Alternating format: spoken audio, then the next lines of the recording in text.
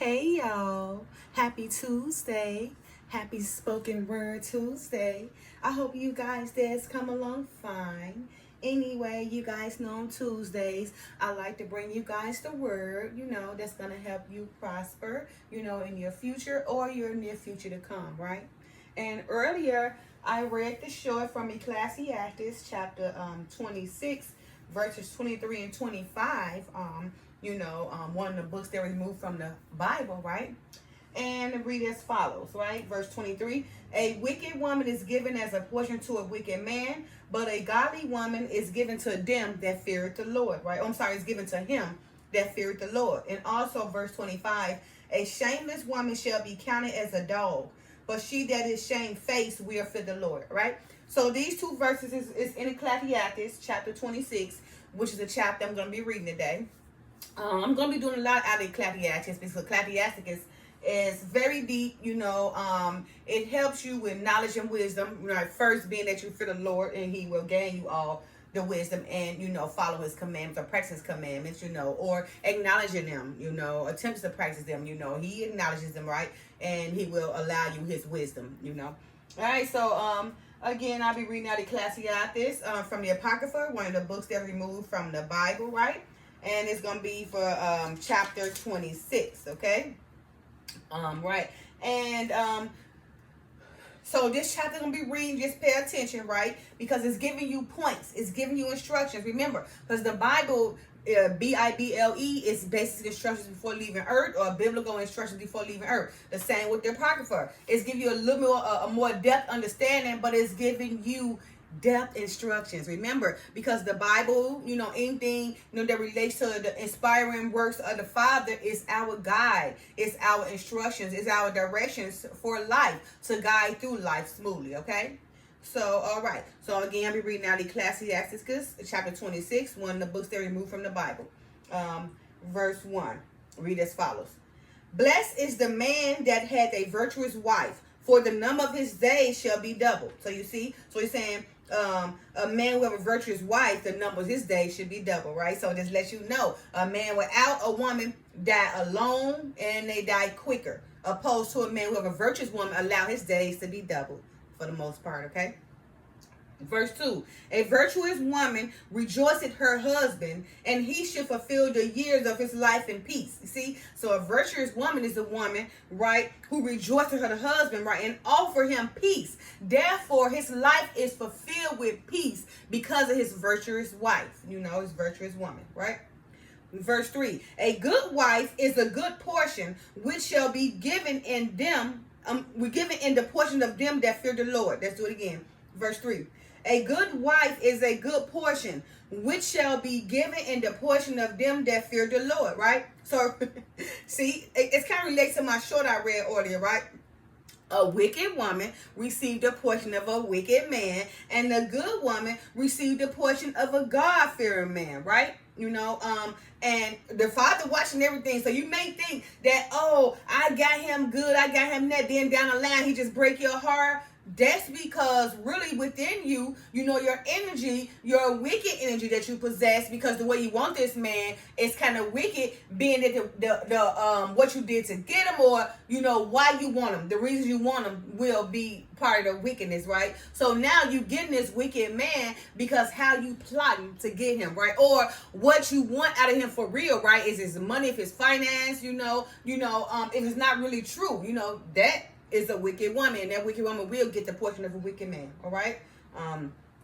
Verse 4, whether a man be rich or poor, or if he have a good heart toward the Lord, he shall at all times rejoice with a cheerful countenance. Okay, so whether if a man rich or poor, right, if he have a good heart towards the Lord, his countenance should always be cheerful, right? You don't got to worry about him seeing happy. You're going to be like, you don't got to worry about thinking he's going to be sad or she going to be sad, because they always going to be happy because they know the Father. So their countenance and their presence going to be so welcoming, and their energy going to be so happy because they know the Father. So their countenance is always going to be cheerful because they have a heart for the Father, okay? Or a heart of a father, or is Christ-like, okay? All right. Verse 5, there be 3 things that mine heart feareth, and for the 4th I was so afraid: the slander of a city, the gathering together of an unruly multitude, and a false accusation. All these are worse than death. So these three things are worse than death, right? Okay. So okay, and the father mind, his heart feared that, right? Because these three things are worse than death, and which also makes him so afraid. So the first thing is the slander of a city. Someone who's going to slander a city, just bring it on down to take it over, okay? Then the next one is the gathering together of a unruly multitude. Like, a tumult, the gathering together of these tyrants, of these people that don't care, just come together and just uproar and cause rage, cause chaos, right? An unruly multitude, a whole lot of them, okay? And, a false accusation, those who bear false witness against other people's name, just liars, right? So, these three things are worse than death, right? And the Father is so afraid of, right? Okay. Verse 6. But a grief of heart and sorrow is a woman that is jealous over another woman, and a scourge of the tongue which communicated with all. So you see, the grief of a heart, that woman who's grieving her heart, and that sorrow is because she's jealous of another woman, right? And a scourge of a tongue which communicated all. So she's not only jealous, but that tongue is communicating, right? It's letting it be known, right? She'll know how to hold her tongue, right? So she's grieving over the very fact that this next person is probably doing something that she can do, but because she caught up in what this person got and what they're doing, she's envying and becoming jealous, and now that mouth is communicating to plot against that person, okay? Because of her grievance, because of her sorrow of her own envious and jealousies, right? Okay. Verse 7. An evil wife is a yoke shaken to and fro. He that had hold of her is as though he held a scorpion. So you see that? An evil wife, you got so many of these evil wives, is a yoke shaken to and fro, just be going back and forth, right? And that man that hold of her is like he got a scorpion. She's going to sting him to death, okay? Verse 8. A drunken woman and a gather abroad causes great anger, and she will not cover her own shame. So a drunken woman, she's loud and just abroad and causing problems, causing great anger, right? And she won't cover her own shame, right? She's not even shamefaced about it, right? She's shameless, drunk and out of order, right? Causing problems and everything, being anger, and she won't even take accountability for her own shame. Verse 9. The whoredom of a woman may be known in her haughty looks and eyelids. So you can define the woman of her whoredness just looking how she dressed and how she got her eyes. So you don't understand how these people go get all these eyelids long out here, just crazy stuff. Remember, but a woman whoredness is defined, right? By her eyelids and everything, okay? And, her looks, her haughty looks, what she wearing, what she coming out, how she walking, how she presenting herself. So her looks, her haughty looks, and her eyelids defines the whoredom of a woman, okay? Verse 10. If thy daughter be shameless, keep her in straitly, lest she abuse herself through overmuch liberty. So you're saying, if your daughter be shameless, keep her away. Don't bring her around, right? Because she's going to abuse herself through over freedom. She's going to embarrass you and embarrass everybody. So if your daughter, is shameless, keep her away from everybody. Keep her away from the multitude. Keep her in a narrow path away from everybody. Because if not, she's going to abuse herself through all her freedom. Going to bring down her own everything because of all her liberty and freedom, right? She has no discipline. All right. Verse 11. Watch over an impudent eye, and marvel not if she trespass against thee. Okay? So you're saying, watch over that impudent eye, and marvel not to trespass against you, because if you're watching over it, then you shouldn't be surprised. Okay? So don't be surprised, because if you're watching over it, then it won't surprise you. Okay? Verse 12. She will open her mouth as a thirsty traveler when he had found a fountain, and drink of every water near her. By every hedge will she sit down, and open her quiver against every arrow. So you're saying, this woman right here, this leech, this woman like to use people, who have no liberty, freedom of everything, that's bring down her own self, right? She will open her mouth as a thirsty traveler, ready to quench everything, ready to take up everything, right? When she found it, when that fountain is there, she gonna drink up everything, just drink up everything, being greedy, leaving nothing, right? By every corner, she gonna sit down and serve this up, drink that up, take that up, eat that up, right? And open her quiver against every arrow. So everything that's dotted out, she gonna open and take it. Okay, that woman stay away from her. That woman is gonna bring her own self down.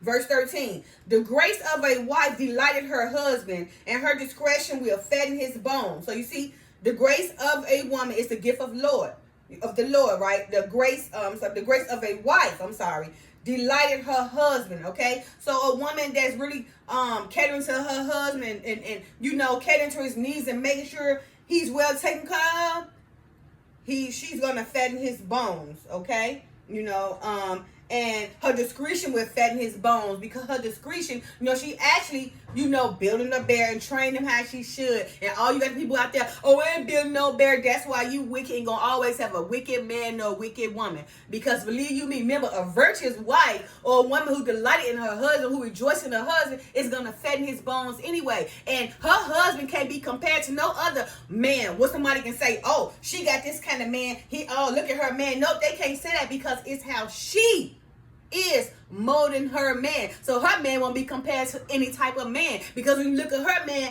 you're gonna see the difference, because he got her as a virtuous woman who's delighting in him, right? Who's fattening his bones, right? And he's delighting in her because she cared, because she's virtuous, and she's allowed him to feel comfortable and peaceful, allowed him to have a more gracious and prolonged life because of her delightfulness in her husband. All right. So again, the grace of a wife delighted her husband, and her discretion will fatten his bones, right? Verse 14, a silent and loving woman is a gift of the Lord, and there is nothing so much worth as a mind well instructed. So you see, all the women that talk, just be everywhere, they can't be quiet, just got to be heard, just got to be seen, right? So he said a silent and loving woman is a gift of the Lord, not no blabbering at the mouth one is always blabbing, can't keep her mouth quiet, right? And there is nothing so much worth as a mind well instructed. So if that silent woman and loving woman have a gracious and instructed mind, then her mind is worth gold, right? Because he's saying there is nothing so much worth as a mind well instructed. She have a well instructed mind, so her mind is worth way more than gold. Really, knowledge is power. Okay. All right.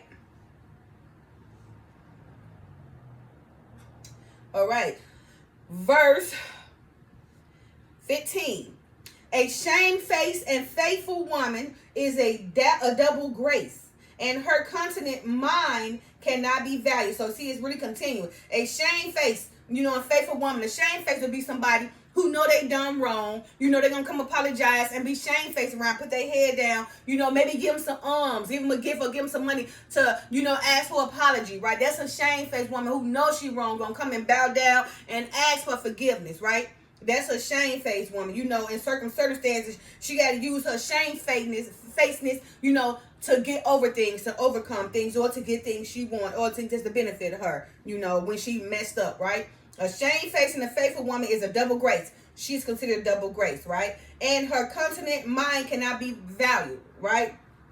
So her continent mind, her mind is so well instructed that she know how to present herself in any kind of matter. She know when to be shamefaced. She know when to be not, right? She knows she have great discernment, right? So she can see right through the things you're trying to do, right? Her mind, is continent and it cannot be valued because you can't even compete with her. All right.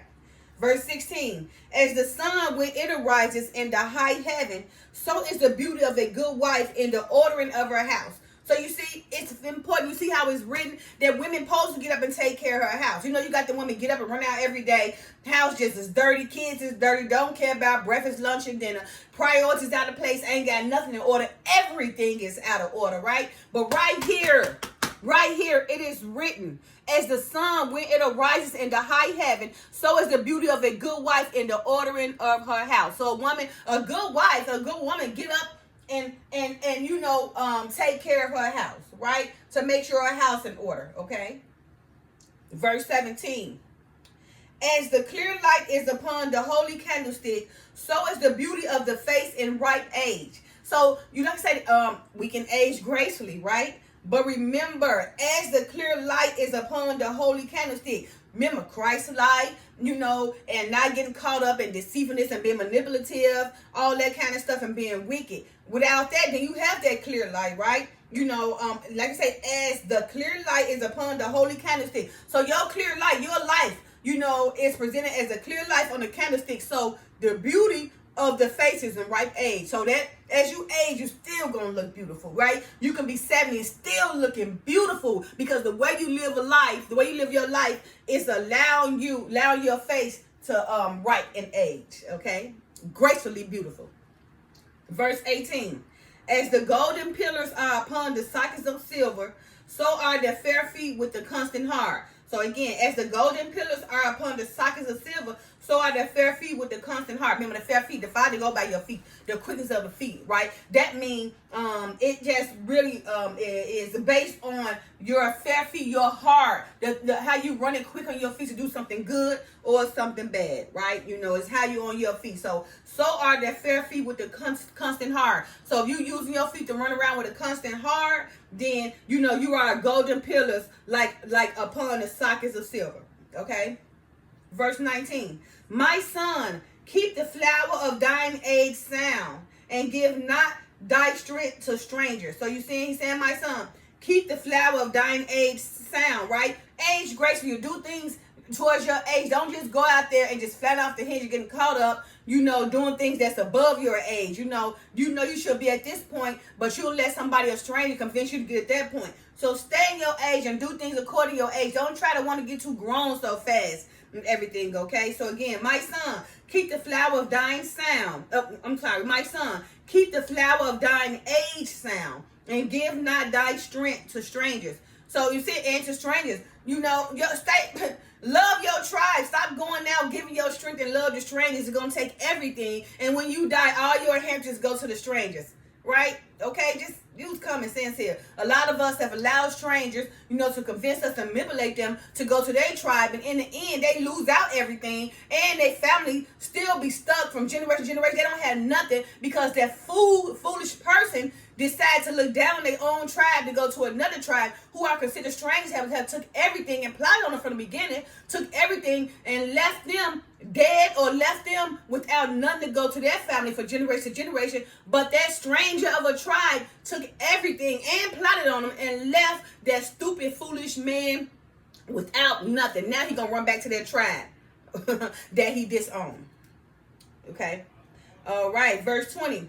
When thou hast gotten a fruitful possession through all the field, sow it with thine own seed, trusting in the goodness of thy stock. So you see, the same thing follow up. When you come up, I don't care if you're a basketball player, football player, actor, engineer, lawyer, just success, whatever seed that you have planted that have bloomed, right? Whatever have caused you to be fruitful in abundance, whatever have caused you to be financially stable, okay? That seed that you planted, when you have gotten a fruitful possession throughout all your plantings, right?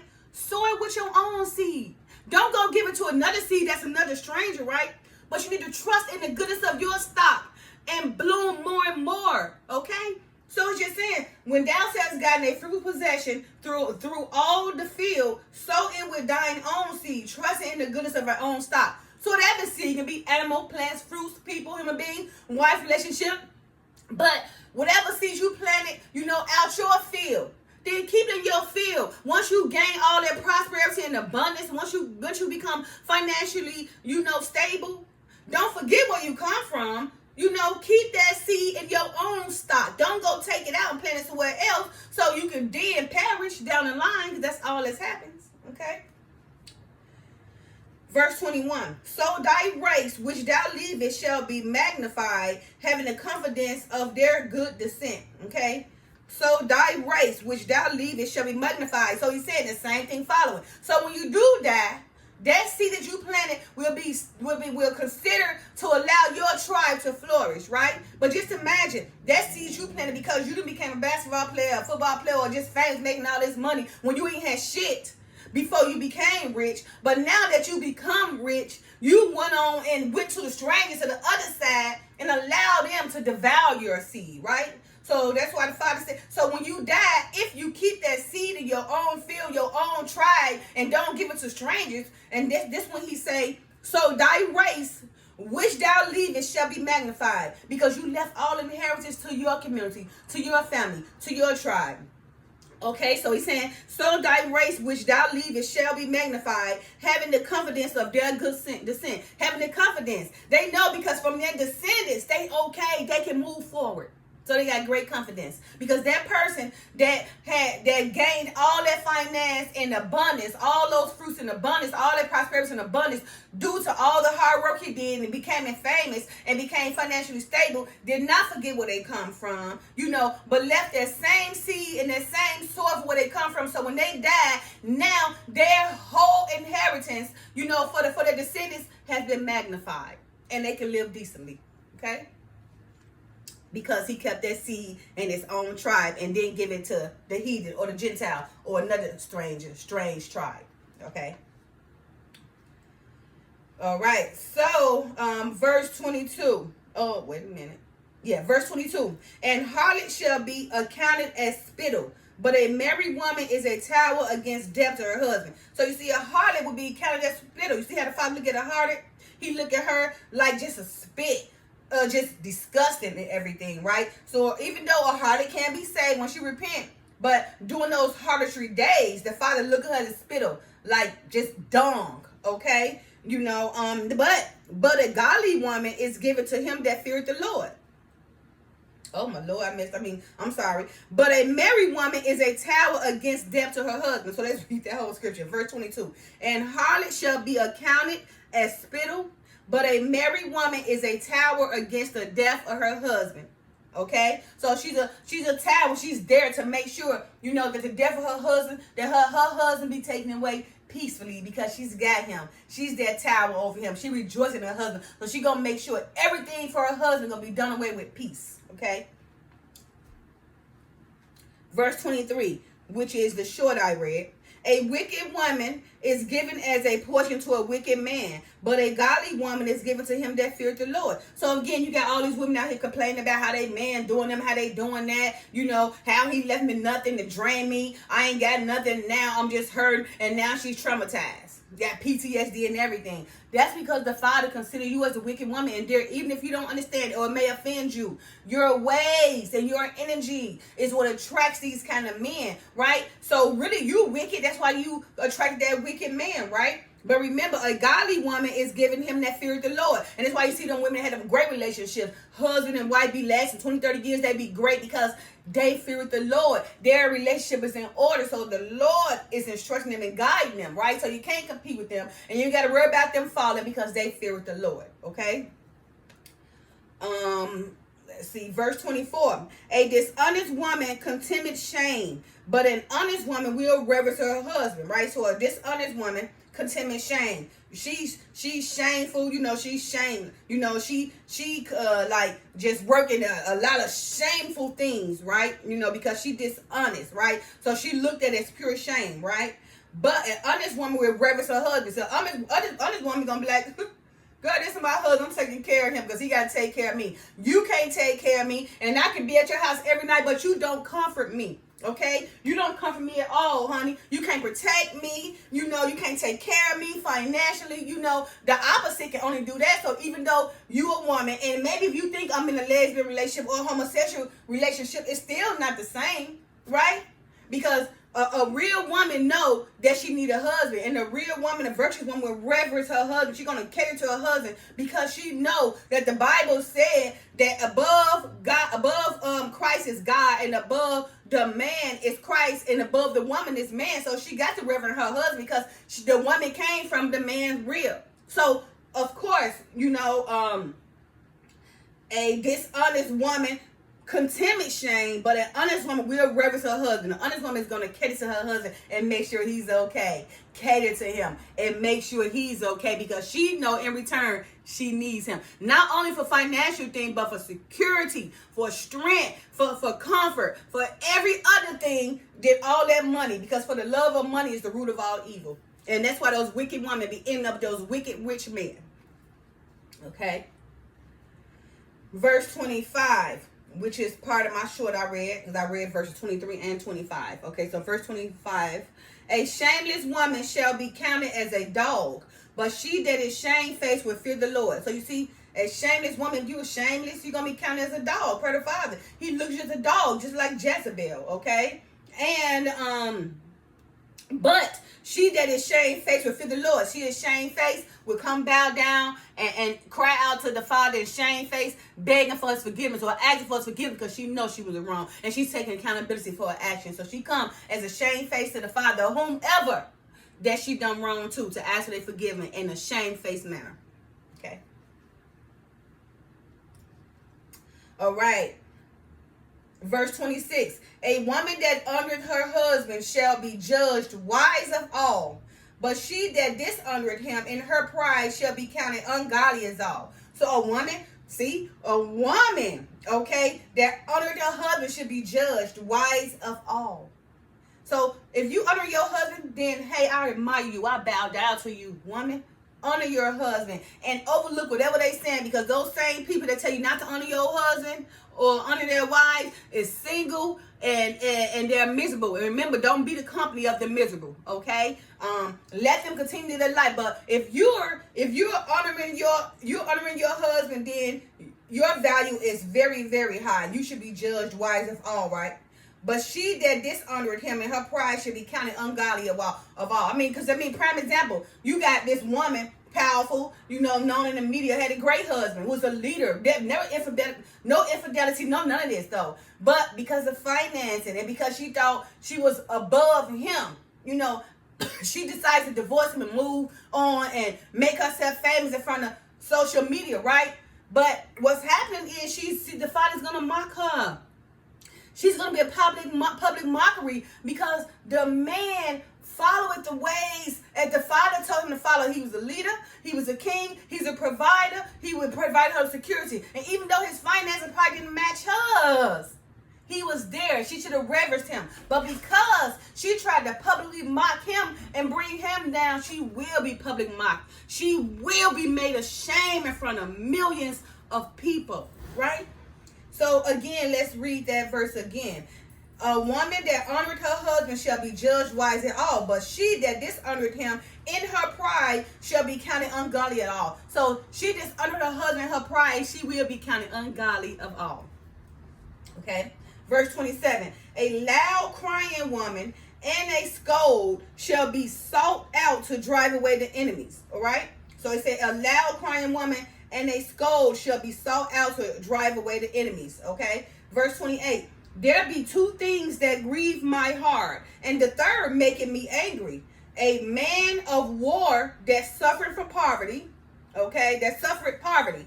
And men of understanding that are not set by, and one that returned from righteous to sin. The Lord prepares such as one for the sword. Okay. So again, there are two things that grieve the Father's heart, right? And three that make him angry. So the first one is a man of war that suffered poverty. He's sitting up here angry for what? He angry and broke and in poverty. What are you angry about? So you sitting up here angry as ever, ain't done nothing with your life. You around here like a bum, leeching off everybody. War with everybody, enraged, but you in poverty, right? So what you warring for? You in poverty. Do something to help yourself, right? The second one, men of understanding that are not set by. Somebody understanding who know but won't do it, right? It's like you need some fire on to push them and everything. You got to understand it, but you won't do nothing about it, right? You speak it, but you don't perform it. You don't apply it, right? You're not practicing what you preach, so you got to understand it, but you won't do it, And the last one is and one that returned from righteousness to sin. So one who knew the life, who knew, how to live, who knew how to live in order, right? But got caught up and let the enemy convince him to turn back to sin, or convince her to turn back to sin. She had everything going right. She would listen to the Father, or he would listen to the Father, and walking the right ways, and he was leading them, and they was on the right track, right? Getting past, doing things, overcoming. But they allowed their lustful ways, for somebody else to come, convince and manipulate them to come back on that side, right? Now, those kind of persons, the Lord prepares such as one for the sword. He's going to take out sword, the sword being his mouth, but a lot of them going to die from the mouth anyway, by the mouth being the sword. And in verse 29, the final verse, a merchant shall hardly keep himself from doing wrong, and an huckster shall not be free from sin. So a merchant shall hardly keep himself from doing wrong. So, merchants come out and they sell stuff, and that money get to them. Once you start getting more, you start getting more wicked and wicked because you want more and more. So now your practices become more deceptive, right? A merchant, first they start off good, want to do the right thing, but when they start sending their money, that money start, creating habits for them, things they didn't have before they got the money, so they started doing things. Now it's allowing them to become more wicked because they want to do more for their habits or their ways they possess because of this money, right? So it causes them from hardly doing wrong. They get caught up, right? Those merchants, because remember they are their own bosses and they know how to set the price and make more money. So remember, for the love of money is the root of all evil. So those merchants, the more money they make, the more they want, and it causes them to hardly do things right? And it say a huckster should not be free from sin. A huckster, those one be out there panhandling, probably making a tent and telling you it's something else, or just making something, something they created and come sell it to you, knowing it's not going to provide the benefits they speaking to you, but they selling you a dream, right? Because they got that huckster mentality. They selling you something they created, bringing you something, probably going from each corner, lying and selling things to people, making them believe that something is what it's not, right? That person will be considered a huckster and should not be free from sin, right? All right, you guys, so that was Ecclesiastes chapter 26. Remember, one of the books that was removed from the Bible, right? All right, so you guys remember, Ecclesiastes, or the book of Sirach, is full of great wisdom quotes and great instructions. I'm going to say instructions. It's full of great instructions that will take you through life. So I begged you to read Ecclesiastes, right? I'm be doing a lot of Ecclesiastes. I'm be reading some more, books out of this too. But Ecclesiastes is going to be a big focus because it is instructions to help you. So all the things, you got people, she's talking about build a man and build a woman. Honey, if you that person that's building that man or building a woman, then them people outside can't compare your man or woman, because you, on the other hand, is molding the way, or molding her the way you want them to be. Okay, so that same very person is out there talking about, I'm not building nothing. That's why, trust me, they're single, they're alone, and they will be considered as a wicked person who will only be, will only retain a wicked person for them, for their relationship.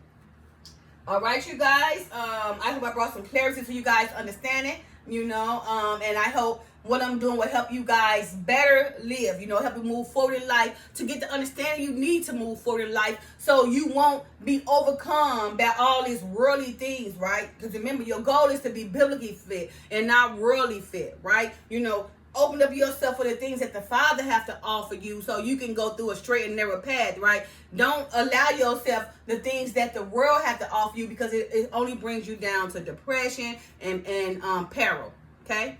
All right, again, so happy Tuesday, you guys. And, of course, the Tuesdays are the word, all right? And I hope you guys are learning.